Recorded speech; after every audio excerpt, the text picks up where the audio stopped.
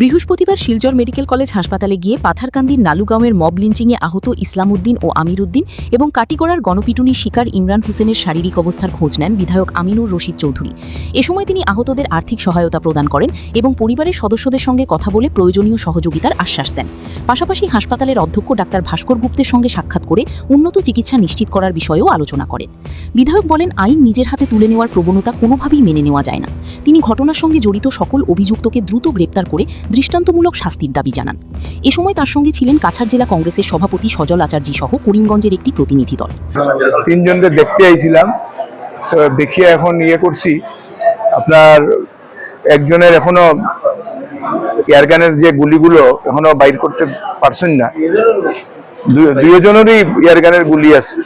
তো এটা এখন আমরা ডক্টর অন ডিউটি যারা আছে, ওনার নাম কি ছিল, সিদ্ধার্থ ভট্টাচার্য মহাশয়, ডক্টরের সঙ্গে আলাপ হয়েছে। তা আগামীকাল থেকে একটা প্রসিডিওরের চেষ্টা করা, যদি এটা সাকসেসফুল হয়ে যায় তো ভালো কথা, আর যদি সাকসেসফুল না হয় তাহলে আমরা কইছি গুয়াহাটি জিএমসিএইচে রেফার করবার লোক। সো আশা করি ওনারা এমনি সুস্থ আছেন, কোনো অসুবিধা নাই। বাকি কালকে প্রসিডিওরের পরে বুঝে যাইব যে শিলচর মেডিকেল কলেজে হইব না এটা গুয়াহাটি রেফার করবো। হ্যাঁ, তারা মানে ইয়েতে আছে, অন্য ভাগলে আছে, পাইতেছে না, পুলিশে রেড করিয়া পাইতেছে না।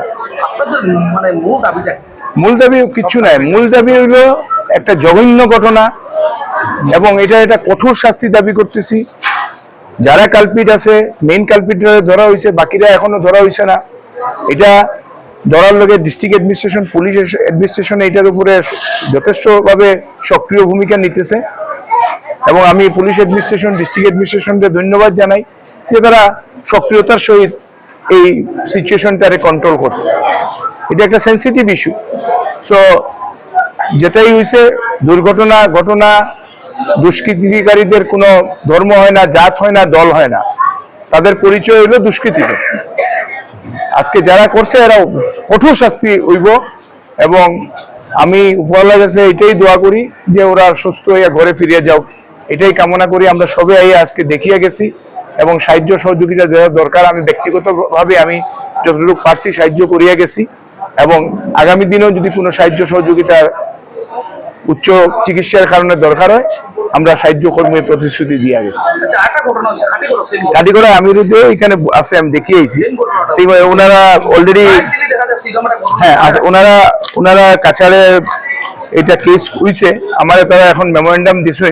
আমি কাছাড় এসপির সঙ্গে এখন কথা কই মিটানে, এটারও আমি কঠোর শাস্তি দাবি করবো। কালপিটা অ্যারেস্ট হয়েছে কিনা আমি এখনো আমার কাছে জানি না, হ্যাঁ, খবরটা আমার কাছে নাই। আমি এসপির সঙ্গে কথা বললে বুঝতে পারবো। কাছাড় এসপির সঙ্গে এখন কথা বলবো। মানে আসুন, আমি ওনারেও হয়ে গেছি, উনিও এসপি মহোদয়ের সঙ্গে আজকে কাছাড় এসপির সঙ্গে এটা নিয়ে আলোচনা করবো। একটা কথা কই, বরাক উপত্যকার আজ পর্যন্ত এরকম ঘটনার কোনো দৃষ্টান্ত নাই। এটাই প্রথম ঘটনা এবং এটাই শেষ ঘটনা হইতে লাগবে।